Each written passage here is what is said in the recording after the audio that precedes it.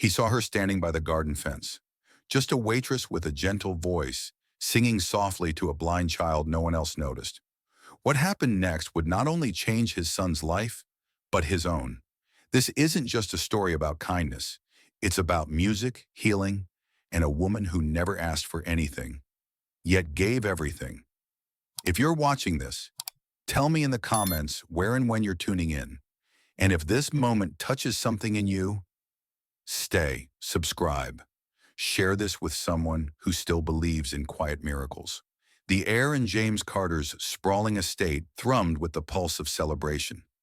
Golden light spilled from crystal chandeliers, glinting off polished oak tables adorned with wildflowers and woven straw centerpieces, a nod to the agricultural empire that had made the host a billionaire.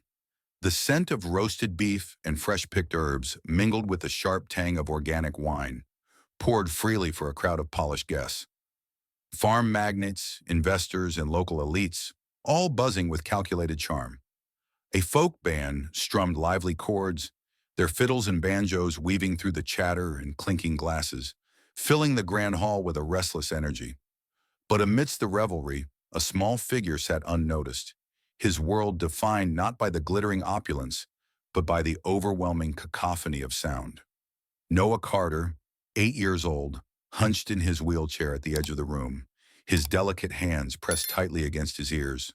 His sightless eyes, pale as morning mist, flickered with unease. Every laugh, every clatter of silverware, every burst of music was a jolt to his sensitive nerves, a storm he couldn't escape. His father, James, stood a few feet away, surrounded by a knot of guests eager to curry favor with the man whose organic farms stretched across the heartland. James, in a simple flannel shirt and jeans, looked more like a rancher than a tycoon, but his quiet authority drew people like moths to a flame. Yet none spared a glance for Noah, their eyes fixed on the father, not the son. Anna Harper moved through the crowd with the practiced grace of someone who'd spent years balancing trays and dodging elbows. At 27, her brown hair was tied back in a loose ponytail, her apron slightly frayed at the edges, a silent testament to long hours and little rest. Her hazel eyes, though tired, carried a warmth that seemed to soften the room's sharp edges. She wove between tables, offering drinks and quick smiles, her steps quick but never rushed. Anna had dreams, of music, of helping children through the gentle power of sound. But they were buried beneath the weight of bills, a brother lost to addiction, and a life that demanded she keep moving, always moving. A sharp crash shattered the air, a tray of champagne flutes slipping from a server's hands, splintering into 1,000 glittering shards. The crowd gasped, then laughed, the sound swelling like a wave. But for Noah, it was a thunderclap. His small body curled inward, a whimper escaping his lips as his hands clamped harder over his ears. His breath came in shallow gasps, his face pale with panic. James turned, his brow furrowing, and took a step toward his son, but a guest grabbed his arm, launching into a story about crop yields. Noah was alone in his storm, invisible to the room. Anna saw him.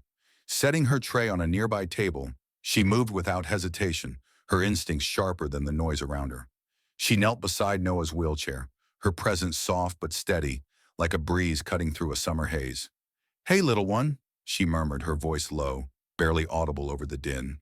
She didn't touch him, not yet, knowing how sound alone could overwhelm a boy like him.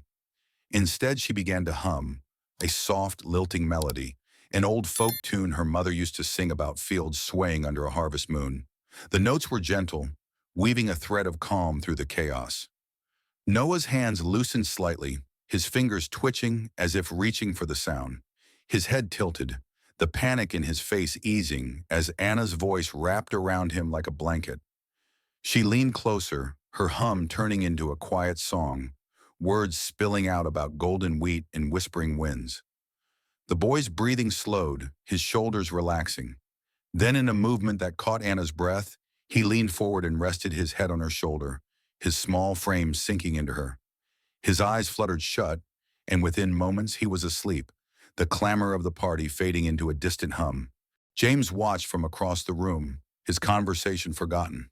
The sight of his son, his fragile, sensitive Noah, Finding peace in the arms of a stranger struck him like a quiet revelation. The guests around him droned on about contracts and markets, their voices a hollow buzz. But James's eyes were fixed on Anna. She wasn't performing for attention, wasn't glancing around for approval. She was simply there, her song a lifeline for a boy no one else had noticed. Anna gently adjusted Noah's position, pulling a clean napkin from her apron to cushion his cheek against her shoulder. She didn't see the whispers from other servers, the raised eyebrows from guests who thought her bold or out of place. To her, there was only Noah, his soft breath steady against her collarbone, his trust a weight she carried with care. She hummed a little longer, ensuring his sleep was deep, before carefully easing him back into his wheelchair, tucking the napkin under his hand like a talisman. As she stood, Anna caught James's gaze for the first time. His eyes, a deep gray, held something she couldn't quite name, gratitude perhaps, or something heavier. He nodded slightly, a gesture so small it might have gone unnoticed, but Anna returned it with a faint smile before picking up her tray and slipping back into the crowd.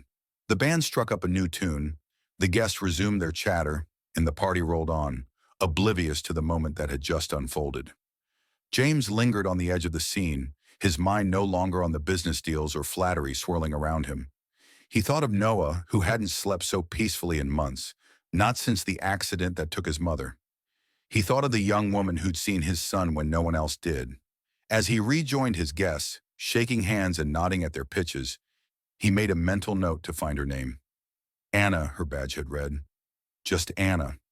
Back at her station, Anna refilled glasses, her hands steady but her heart a little lighter.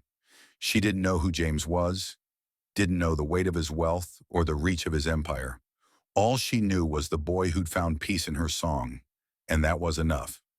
As the night wore on, she stole glances at Noah, still asleep, his small hand clutching her napkin. Somewhere deep inside, a spark flickered, a hope that maybe, just maybe, her music could do more than fill her dreams. It could touch a life. The party glittered on, a world of wealth and ambition, but in that fleeting moment, a connection had been forged, one that would ripple far beyond the clinking glasses and golden light. The party pulsed on, its rhythm unbroken, as if the quiet miracle of Noah's slumber had never happened. The folk band shifted to a jauntier tune, fiddles singing over the clatter of plates and the hum of self-important voices. Guests swirled around James Carter, their smiles sharp with ambition, each vying for a moment of his attention, a handshake to seal some unspoken deal. The air carried the warm scent of fresh-baked cornbread and apple cider from the Carter farms, a showcase of the agricultural empire that fueled their host's wealth. But Anna Harper, weaving through the crowd with her tray of drinks, felt the weight of a different moment, one that lingered in the soft rise and fall of Noah's chest as he slept in his wheelchair, her napkin still clutched in his small hand. Anna's steps were quick, her focus split between serving and stealing glances at the boy. She noticed the way his fingers twitched when the music swelled, how his brow furrowed at a sudden burst of laughter. His sensitivity to sound was a language she understood, not from textbooks, but from a life spent listening, to her mother's lullabies, to the rhythm of her own heartbeat on sleepless nights. She hummed under her breath as she worked, a habit that steadied her amidst the chaos, her voice a faint thread weaving through the din. A sharp clang cut through the revelry, a cymbal from the band, struck too eagerly, followed by a burst of applause. Noah jolted awake, his hands flying to his ears, a low whimper escaping his lips. His wheelchair shifted slightly, bumping against a table, and a glass teetered, threatening to fall. A nearby guest, a man in a tailored suit, muttered under his breath, "Can't someone take that kid somewhere else?" His companion, a woman dripping in pearls, chuckled, her eyes sliding past Noah as if he were a misplaced piece of decor. Anna's jaw tightened, but she kept her smile in place, years of serving tables teaching her to swallow indignation. James, caught in a conversation about grain exports, saw his son's distress and started toward him, but a hand on his arm, a persistent investor with a wide grin, held him back. Frustration flickered across his face, a father's helplessness masked by his usual composure. Anna, balancing her tray, made a split-second choice. She set it down on a nearby table, ignoring the curious glances from other servers, and knelt beside Noah once more. "Hey, little one," she whispered, her voice a soft anchor. "It's me again. Let's find some quiet, okay?" She reached into her apron pocket, fingers brushing against the small bell she always carried, a keepsake from her mother, a reminder of her dream to heal through music. She held it delicately, letting it chime once, a clear, silvery note that cut through the noise like a star in a stormy sky. Noah's hands loosened from his ears, his head tilting toward the sound. Anna smiled, ringing the bell again, slow and rhythmic, like a heartbeat. "Listen," she said. "It's like a little stream, flowing through the fields. Can you hear it?" Noah's lips parted, his breath steadying. "It's pretty," he murmured, his voice so soft it barely reached her. Anna nodded, her heart swelling. "It is. Want to hear a story about a stream?" She began to sing again, the same folk tune from before. But now she wove in words about a gentle brook winding through golden wheat, its ripples singing to the stars. Her voice was low, meant only for Noah, a private world carved out amidst the party's clamor. The boy leaned forward, his small hand finding hers, his fingers tracing the bell's smooth edge. "It's like the farm," he said, a spark of wonder in his voice. "The one Daddy takes me to, with the birds." Anna's eyes softened. "Tell me about those birds," she prompted, keeping the bell's rhythm steady. Noah's words tumbled out, halting at first, then eager. About sparrows that chirped at dawn, about the rustle of leaves in the wind. For the first time that night, he smiled, a real smile, bright and unguarded. Across the room, James finally broke free from his conversation, his eyes locking onto the scene. Anna crouched beside his son, her voice a quiet melody, her hand guiding Noah's to ring the bell. The sight stirred something deep in him, a memory of his late wife singing to Noah as a baby, a time when their world felt whole. He stood frozen, the chatter of the guests fading to a dull roar. Anna wasn't just soothing his son, she was giving him something no nanny or therapist had, a connection, pure and unforced. A server nearby nudged another, whispering, "She's trying too hard to stand out." The words reached Anna's ears, but she didn't flinch. She tucked the bell back into her pocket and pulled out another napkin, folding it into a soft square for Noah to hold. "This is your stream now," she said, placing it in his hands. "Hold it when things get loud, okay?"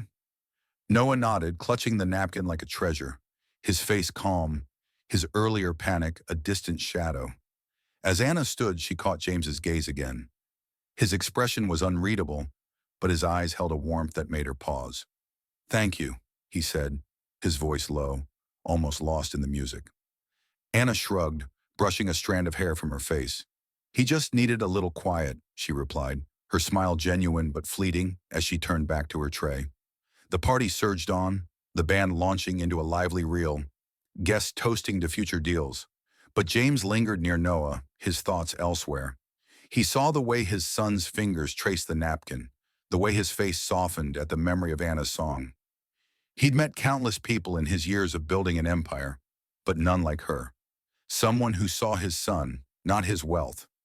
He slipped a hand into his pocket, pulling out a small notebook, and jotted down a single word. Havronarna. Anna, meanwhile, moved through the crowd, her tray steady, her hum a quiet constant.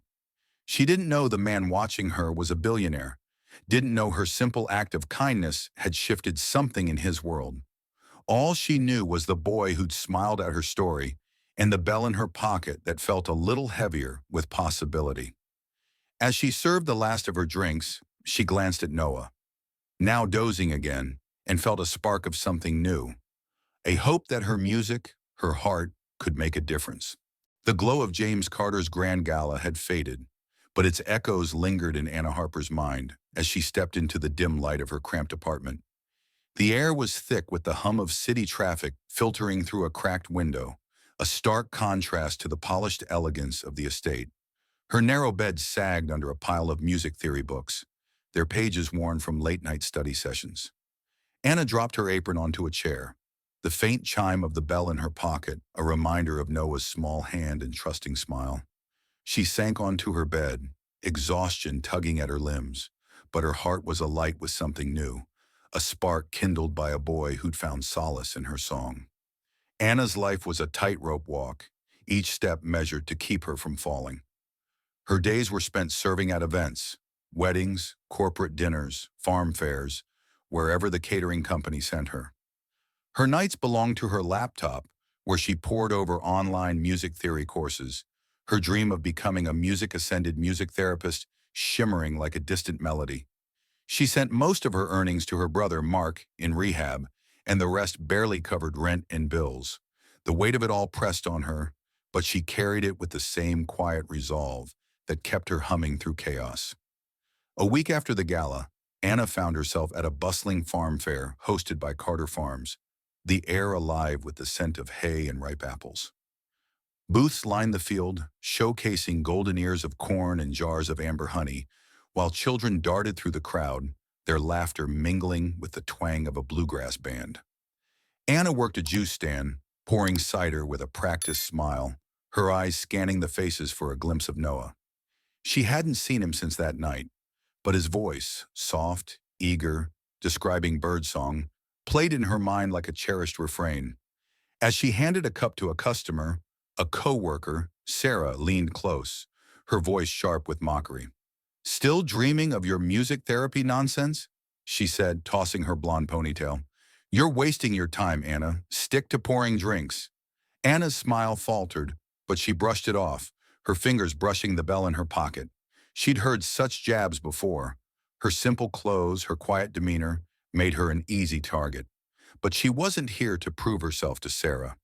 She was here to survive, to keep her dream alive, one note at a time. Across the field, James Carter stood among a cluster of vendors, his flannel shirt blending with the crowd, though his presence drew eyes. He was there to promote a new line of organic grains, shaking hands and nodding at pitches, but his thoughts were elsewhere. He'd asked his assistant to track down the waitress from the gala, the one who'd sung Noah to sleep. Anna Harper, her name was, and today he'd come to see her in action, unnoticed among the fairgoers. He spotted her at the juice stand, her smile warm as she handed a child a cup, then crouched to tap a rhythm on the table, turning it into a game. The child giggled, mimicking her, and James felt a pang. His son's face had lit up like that too. Anna didn't see James. She was lost in her work, pouring cider, wiping spills, and humming softly when she thought no one was listening. It was an old habit, a way to steady herself against the grind of long hours and sharp words. Today, her hum was a folk ballad about a lone traveler crossing fields, its melody a quiet rebellion against Sarah's taunts. She didn't notice the man in the flannel shirt lingering near a honey booth, his gray eyes following her every move. During a brief break, Anna slipped behind the stand, pulling out her bell. She rang it softly, its chime blending with the rustle of leaves in the breeze. She closed her eyes, imagining a classroom filled with children like Noah, their faces bright as she taught them to find peace in sound. She jotted a note in her worn notebook, use farm sounds, crickets, wind, hoofbeats, her pen moving with a dreamer's urgency. A small boy, no older than 5, ran up, drawn by the bell's sound. "What's that?" he asked, eyes wide. Anna grinned, kneeling to his level. "It's a magic bell," she said, ringing it in a slow rhythm. "Want to try?" She guided his hand, teaching him a simple beat, their laughter a bright note in the fair's hum. James watched, his heart stirring. Anna wasn't just kind. She had a gift, a way of turning sound into a bridge for connection. He thought of Noah, who hadn't stopped talking about the singing lady all week, clutching her napkin like a lifeline. James had hired therapists, nannies, experts with credentials longer than his farm ledgers, but none had reached Noah's heart like Anna. He pulled out his phone, texting his assistant. "Find out everything about Anna Harper," discreetly. Anna returned to her stand, unaware of the eyes on her. Sarah's voice cut through again as she passed. "Playing with kids won't pay your bills, dreamer," she said, smirking. Anna's chest tightened, but she kept her gaze steady, pouring another cup of cider. She'd heard worse, her brother's slurred insults, her landlord's threats when rent was late. She'd learned to let the words slide, to hold fast to the music inside her. As she served, she caught sight of a wheelchair near a fruit stall, a small figure with golden hair. Her heart leapt. Noah. She waved, but he couldn't see her, his hands tracing the edge of his chair, sensitive to the fair's clamor. The day wore on, the sun dipping low, painting the fields in hues of amber and gold. Anna's shift ended, and she lingered, watching families pack up, their voices fading like a song's final notes. She pulled out her bell again, ringing it softly, her mind on Noah's smile, his trust. She didn't know James had been watching, didn't know he'd seen her teach the boy at the stand, her patience a quiet defiance of the world's rush. As she walked to the bus stop, her notebook tucked under her arm, she felt a flicker of hope. Maybe her music could do more than fill her nights. It could touch a child's heart. James drove home, Noah dozing in the back seat, still clutching Anna's napkin. The boy had been quieter since the gala, but his few words were about her song, her voice. James's mind churned. He'd built an empire on instinct and grit. But this was different. Anna wasn't a business deal, not a contract to sign. She was a melody in a world of noise, and he needed to know more. As the car rolled past fields of swaying wheat, he called his assistant. "Set up a meeting with Anna Harper," he said. "Tell her it's about my son." Anna, back in her apartment, sat at her desk, the city's hum a distant drone. She opened her laptop, pulling up a music theory lecture, but her thoughts drifted to Noah, the way he leaned into her, the way his fear melted under her song. She scribbled another note, sound as safety, sound as home, and smiled. She didn't know a billionaire was planning to change her life, didn't know her simple act of kindness had set something in motion. All she knew was the bell in her pocket and the dream that refused to fade. The late afternoon sun cast golden streaks across the sprawling fields surrounding James Carter's estate, the lulling rustle of wheat a soft counterpoint to the distant hum of life beyond the farm. Anna Harper stood at the edge of the grand porch, her worn sneakers feeling out of place on the polished wood, her heart thudding with a mix of nerves and curiosity. She'd been summoned here, to this oasis of green and gold, for reasons she didn't fully grasp. The invitation had been vague, something about helping Noah, the boy whose trust had settled into her like a familiar chord. Clutching her small bag, where her bell and notebook nestled, she took a deep breath, steadying herself with a faint hum of that old folk tune. Inside, the house was quieter than the gala, its vast rooms filled with the gentle creak of wood and the occasional chirp from the open windows. Noah sat in a sunlit room off the main hall, his wheelchair positioned near a glass door that opened to a garden. His fingers traced the edge of the napkin Anna had given him, now frayed from constant handling.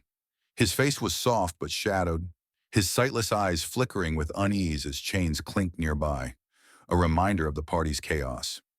James greeted Anna at the door, his flannel shirt familiar, but his presence carrying a quiet weight she hadn't noticed before. "Thanks for coming," he said, his voice low, almost hesitant. "Noah's been asking for you." Anna followed him inside, her gaze settling on Noah, who perked up at the sound of her footsteps. "Is that the singing lady?" he asked, his voice bright with hope. Anna smiled, warmth spreading through her chest. "It's me, little one," she said, kneeling beside him. She pulled the bell from her pocket, giving it a gentle ring. The clear, silvery note brought a grin to Noah's face, his hands reaching out as if to catch the sound. James watched, his gray eyes softening, and gestured for Anna to join him in the garden. They sat on a bench under a sprawling oak, the air alive with the whisper of leaves and the distant call of a sparrow. "I need someone for Noah," James said, his words measured. "Someone who sees him, not just his condition. You did that at the gala. I'd like you to spend a few hours with him today, see if you can help." Anna nodded, her throat tight. She wasn't a professional, just a waitress with a bell and a dream, but Noah's smile was enough to make her say yes. She returned to Noah, settling beside him on the garden path. From her bag, she pulled a small wind chime, its delicate metal tubes glinting in the sunlight. She hung it on a low branch, letting the breeze coax out a cascade of soft, tinkling notes. Noah's head tilted, his fingers stilling on the napkin. "It's like stars singing," he whispered, his voice a fragile thread. Anna laughed, the sound light and genuine. "Exactly. Want to make your own star song?" She guided his hands to the chime, helping him tap the tubes, each strike a note that danced in the air.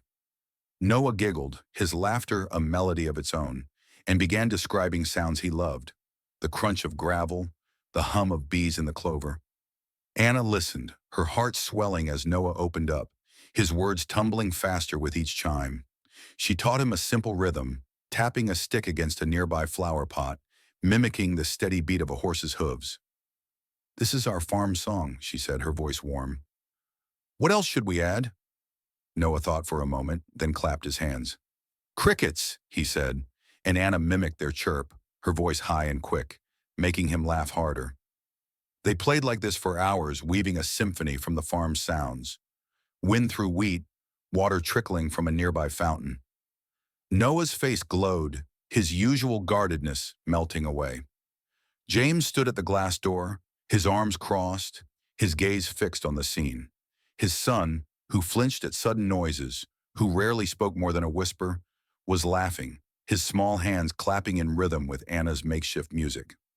James had seen therapists try to reach Noah, their credentials impeccable, but their efforts mechanical, lacking the spark that now lit his son's eyes. Anna wasn't just calming him. She was giving him a world where sound was joy, not fear. His chest tightened, a mix of gratitude and something deeper, a longing for the days when his wife's laughter filled this house. Anna, oblivious to James's watch, pulled out her notebook, jotting down Noah's favorite sounds: crickets, hooves, wind. She sketched an idea for a farm orchestra, a way to use these noises in her dreamed-of therapy work. Noah tugged at her sleeve. "Sing the stream song again," he pleaded, and she obliged, her voice low and soothing, weaving a tale of a brook winding through fields.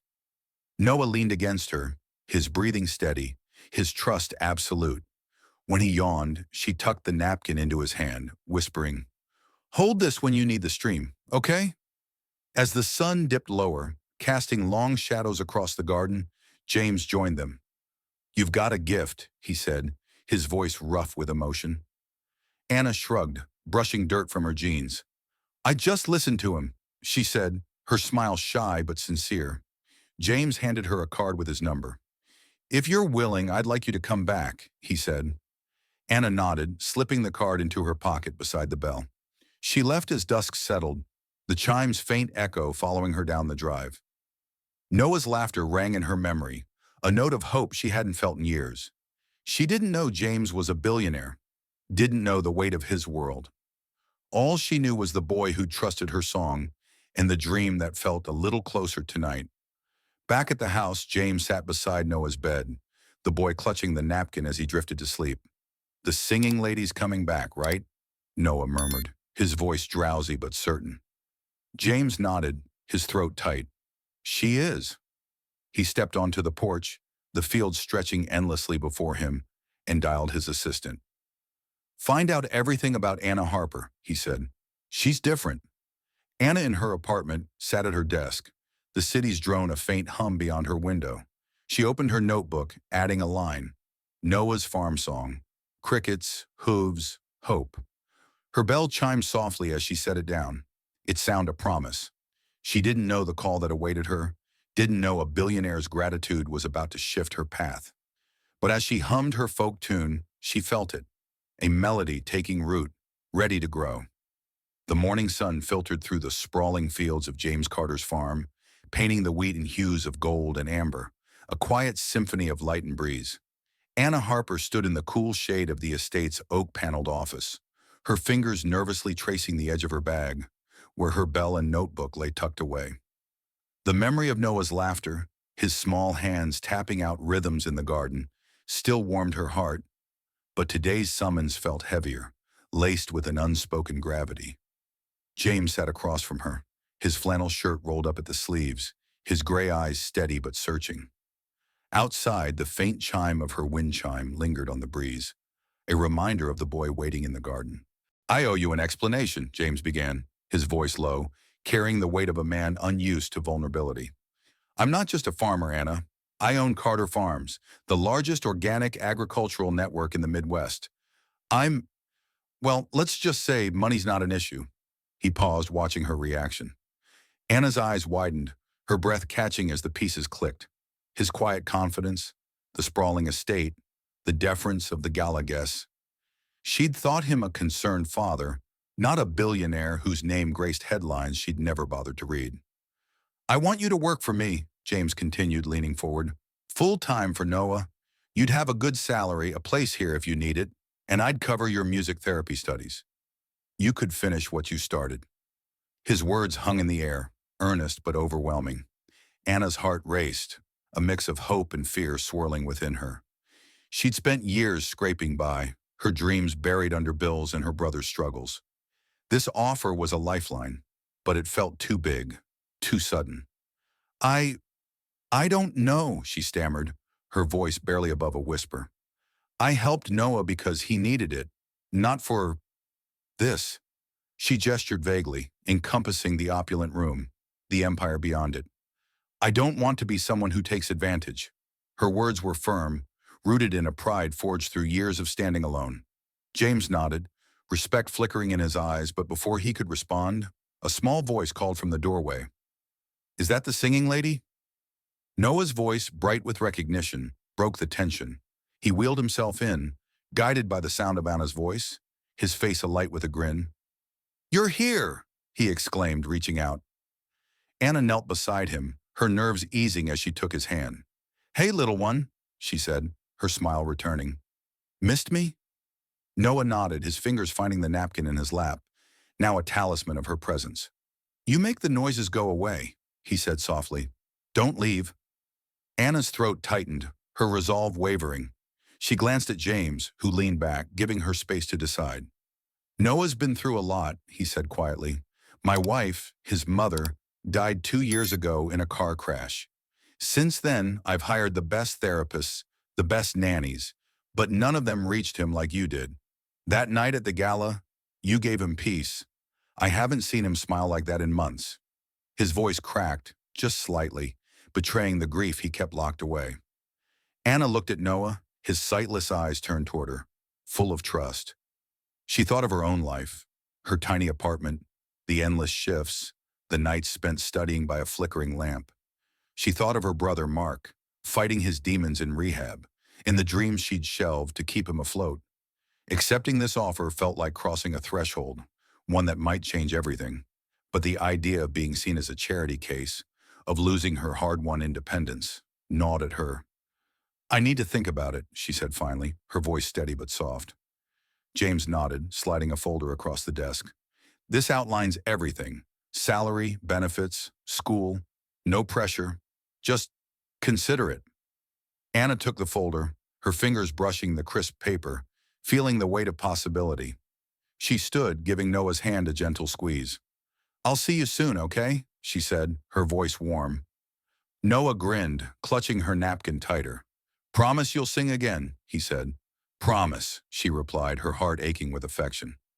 As she walked back through the fields, the wind carrying the scent of earth and hay, Anna's mind churned. She sat on the bus home, the folder unopened in her lap, her thoughts tangled. At her apartment, she called Mark, his voice rough but hopeful from the rehab center. "Take the chance, Anna," he said. "You've carried me long enough. Do this for you." His words, so rare and clear, pierced her. She opened her notebook, rereading her notes on Noah's farm sounds, crickets, hooves, wind. Her bell chimed softly as she set it on the table, a reminder of the boy who'd found safety in her voice. That night she lay awake, the city's hum a distant echo. She thought of Noah's smile, of James's quiet gratitude, of the dream she'd held on to through years of struggle. By morning, her decision was clear. She called James, her voice steady. "I'll do it," she said, "but I pay for my school. I want to earn this." James's voice softened on the other end. "I wouldn't expect anything less." Anna arrived at the estate the next day, her bag heavier with a new set of wind chimes and a heart full of resolve. Noah greeted her with a squeal, wheeling toward her voice. "You came back," he said, his hands reaching out. She knelt, ringing her bell, and began a new song about a sparrow soaring over fields. Noah laughed, clapping along, his joy a melody that filled the air. James watched from the porch, his chest lighter than it had been in years. He'd built an empire on soil and sweat, but this The small, vibrant connection between his son and a woman who saw beyond his wealth was something new. He didn't know where it would lead, but for the first time since his wife's death, he felt a spark of hope. Anna, singing softly to Noah, felt it too, a sense that her music, her heart, was finding a home. The golden fields beyond the Carter estate shimmered under a late summer sky, their gentle sway a quiet counterpoint to the hum of activity within the mansion.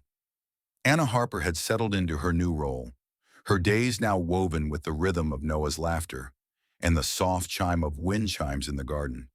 Her small guest room, tucked in a corner of the sprawling house, was a haven of simplicity amidst the grandeur, its single window framing endless rows of wheat. Each morning she woke to Noah's eager voice calling for the singing lady, and each evening she pored over music theory notes, her dream of becoming a therapist no longer a distant melody, but a growing harmony. Yet beneath the warmth of her new life, a current of unease stirred, fed by whispers and sidelong glances from those who saw her as an outsider. Anna's days with Noah were a dance of sound and connection. She'd transformed a corner of the garden into a sound sanctuary, where she and Noah crafted music from the farm's offerings, tapping on wooden crates, shaking jars of dried corn, mimicking the rustle of leaves with her voice. Noah, once withdrawn, now bubbled with ideas, describing the hum of bees or the clop of hooves with a poet's precision. Today, under the shade of an oak, Anna taught him to tap a rhythm on a tin bucket, her voice weaving a story of a river winding through fields. "Add the wind now," she said, guiding his hands to rustle a handful of straw. Noah grinned, his sightless eyes bright with delight.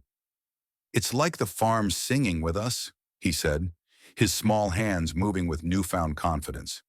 But the estate wasn't always a haven. James's world of agricultural wealth drew a steady stream of guests, partners, investors, and staff, who filled the halls with polished smiles and calculated words. At a bustling dinner party showcasing Carter Farm's new organic cider line, Anna felt the weight of their scrutiny. She moved quietly, helping Noah at a corner table while the guests toasted James's success. A young housekeeper, Lila, leaned toward a waiter, her voice sharp. "From waitress to live-in nanny, she's got some nerve," she muttered, loud enough for Anna to hear. Anna's cheeks flushed, but she kept her focus on Noah, adjusting his napkin as he tapped a spoon in rhythm to her hum tune. The whispers weren't new. Since Anna had moved in, some staff saw her as an interloper, a nobody who'd somehow won the favor of a billionaire. She overheard their jabs about her plain clothes, her lack of credentials, her convenient connection to Noah. She bore them silently, her pride rooted in the boy's growing joy, but each word was a small cut, deepening her doubt. Was she truly here for Noah, or had she stumbled into a world where she didn't belong? The tension boiled over at the cider dinner. Lila, emboldened by a few glasses of wine, slipped a silver candlestick into Anna's bag during a moment of distraction, then loudly accused her of theft as guests mingled nearby. "Check her bag," Lila demanded, her voice cutting through the chatter. Heads turned, eyes narrowing. Anna froze, her heart pounding as a security guard approached. Noah, sensing her distress, clutched her hand, his voice trembling. "Anna didn't do anything wrong," he said, his small frame tense. James, drawn by the commotion, stepped forward, his presence silencing the room. "What's going on?" he asked, his tone calm but edged with steel. Lila repeated her accusation, her smirk faltering under his gaze. Anna stood rigid, her bag open, the candlestick glinting inside. "I didn't take it," she said, her voice steady despite the tremor in her hands.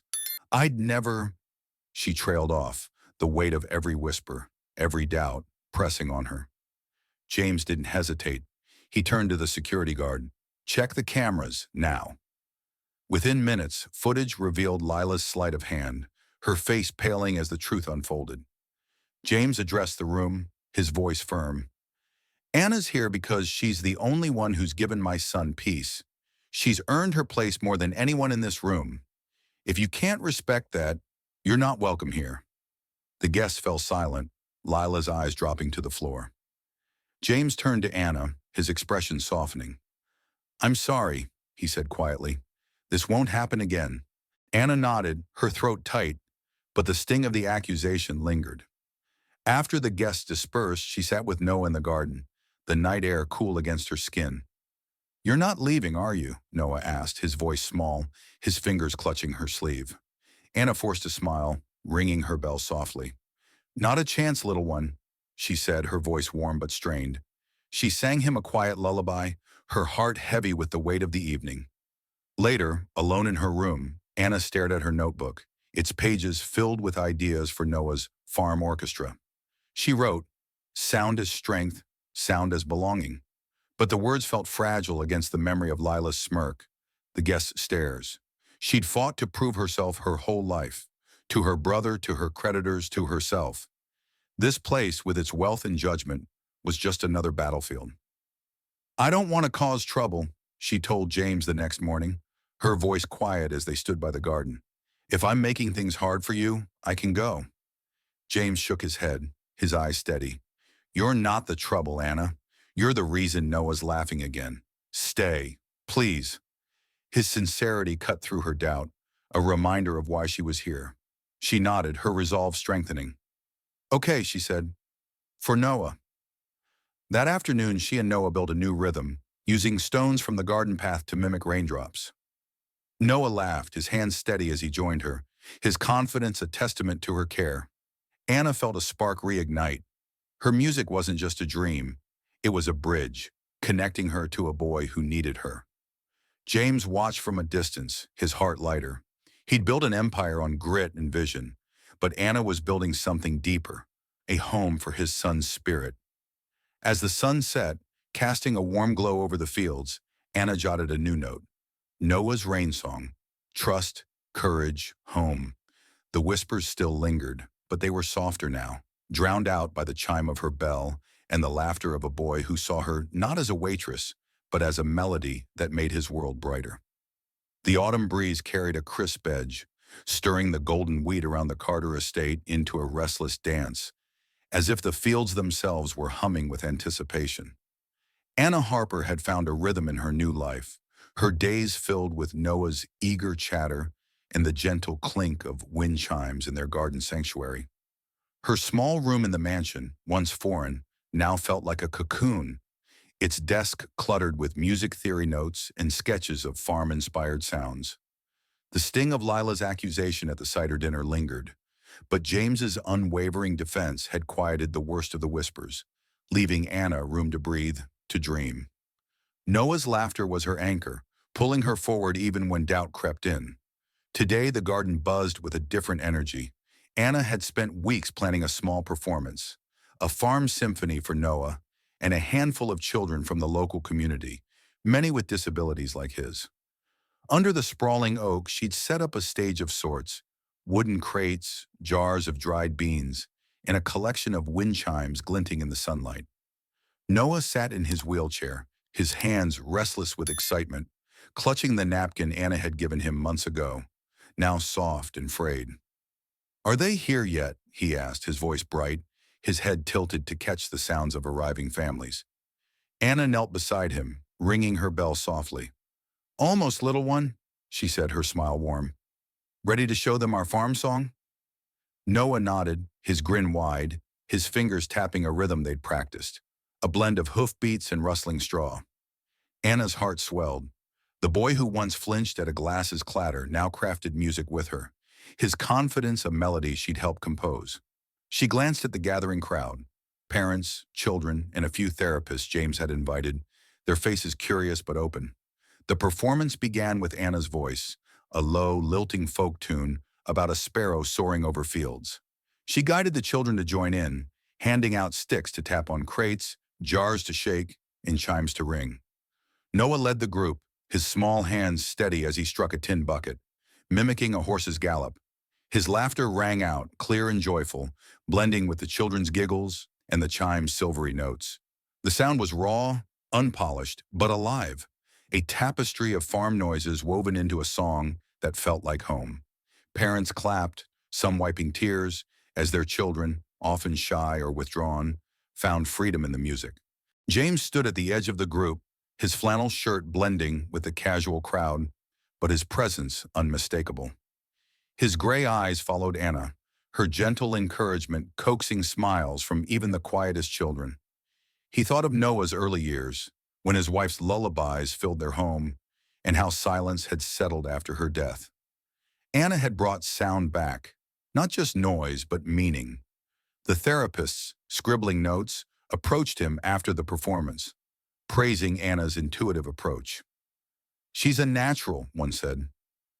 "Using farm sounds like that. It's innovative, grounding." James nodded, his throat tight, already envisioning a bigger stage for her gift. Anna, flushed with the joy of the moment, didn't notice the therapist's murmurs or James's quiet pride. She was focused on Noah, who tugged her sleeve. "Did I do good?" he asked, his voice eager. "You were amazing," she said, ruffling his hair. "Our farm song's a hit." Noah beamed, then leaned closer, whispering, "You're my family, Anna."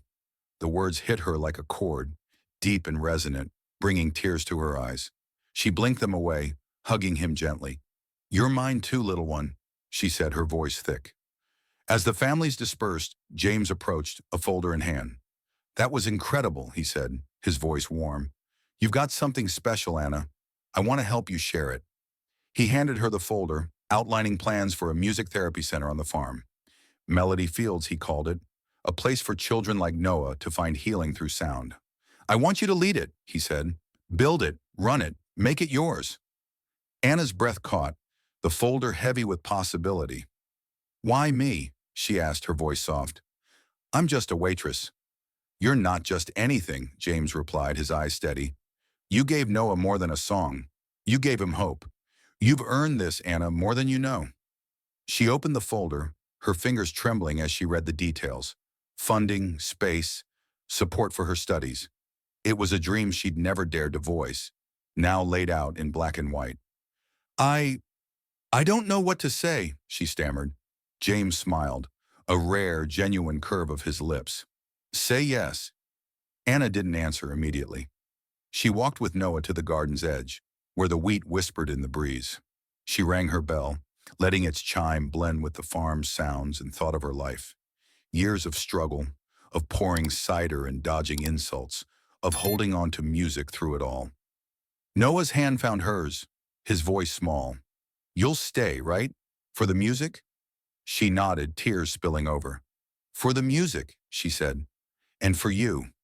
That night in her room, Anna sat with her notebook, adding a new line. Farm Symphony, connection, healing, home.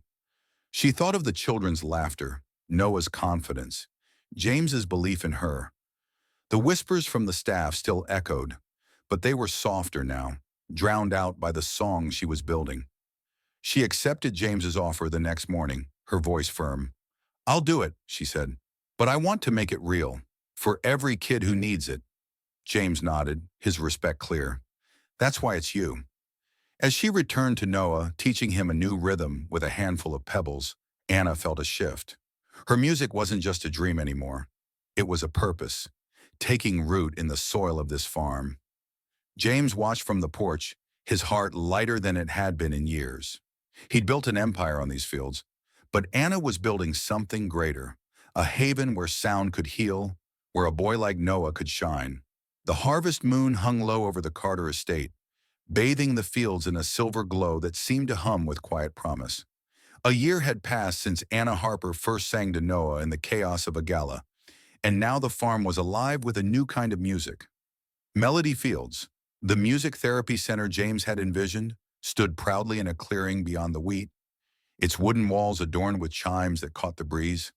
Inside, children's laughter mingled with the clink of homemade instruments, jars of beans, sticks on crates, and Anna's ever-present bell, creating a symphony that felt like the heartbeat of the land.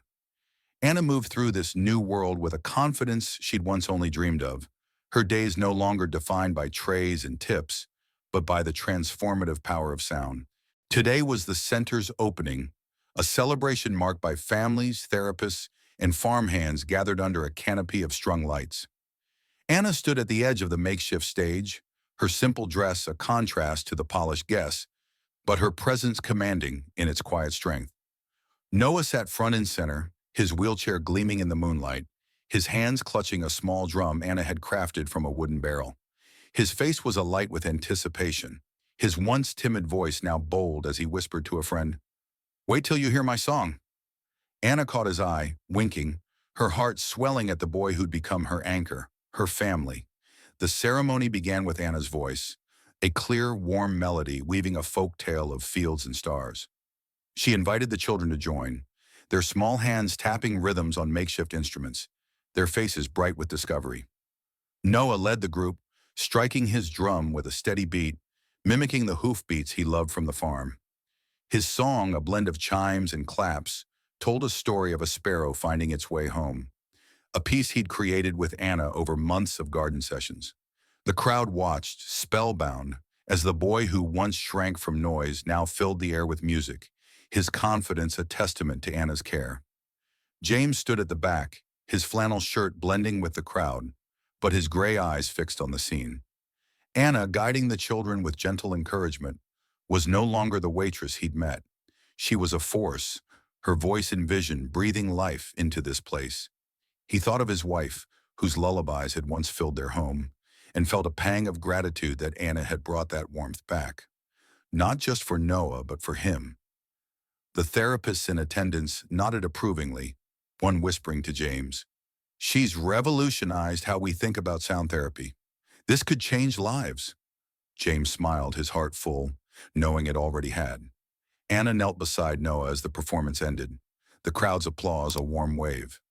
"You were incredible, little one," she said, ruffling his hair. Noah grinned, his hands still tapping the drum. "I made a song for you," he said, his voice soft but proud, "because you're my home." Anna's eyes stung, her breath catching. She hugged him tightly, whispering, "You're mine too." The words were a chord, resonating deep within her, tying her to this boy and this place in a way she'd never imagined. James stepped forward, his voice cutting through the chatter as he took the stage. "Tonight's about more than a center," he said, his tone steady but warm. "It's about a woman who saw my son when no one else did. Anna Harper, you're the fire that lit this place, that lit our lives. Thank you." He handed her a small box, inside a wind chime, engraved with her name and Noah's, its delicate tubes catching the moonlight. Anna's hands trembled as she took it, her voice failing her.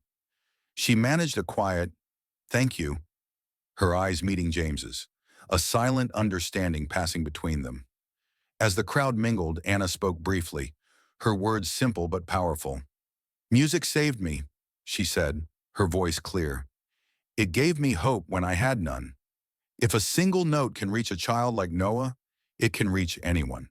That's what Melody Fields is for, to make every kid feel like they belong."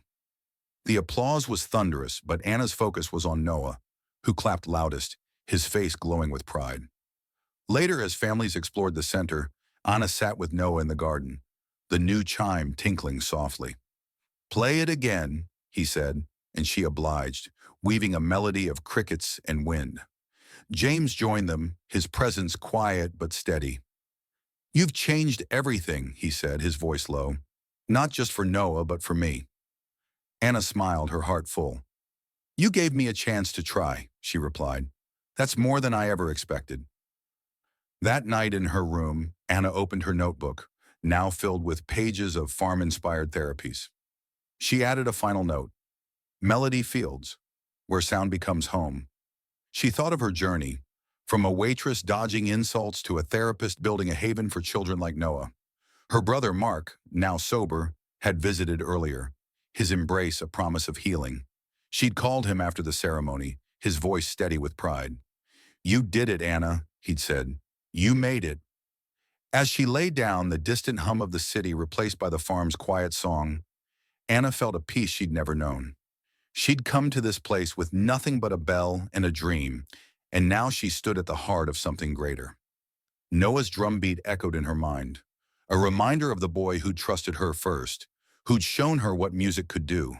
James, standing on the porch, looked out at the fields, the center's lights a beacon in the dark. He thought of his wife, of the emptiness that had followed her loss, and of Anna, who'd filled their home with light. He wasn't sure what lay ahead, but for now he was content to listen, to Noah's laughter, to Anna's songs, to the promise of a future where hope grew as steadily as his crops. Anna, drifting to sleep, heard the chime outside her window, its notes a lullaby of her own making. She'd started as a waitress, her life a struggle for survival, but now she was a creator, a healer, a melody in a world that needed her song. And as the moon rose higher, casting its glow over melody fields, she knew this was only the beginning, a new verse in a story that would sing on. As the moon fades over melody fields, Anna's song lingers, a testament to the power of kindness and the music that binds us. From a waitress's quiet hum to a haven for children, her journey proves that a single note can change a life. Noah's laughter, James's gratitude, and the chimes of hope echo beyond the farm, inviting us all to listen closer, to care deeper. Thank you for joining this heartfelt tale. Don't forget to like and subscribe to our channel for more stories that touch the soul. Your support keeps these melodies alive. Until next time, keep singing.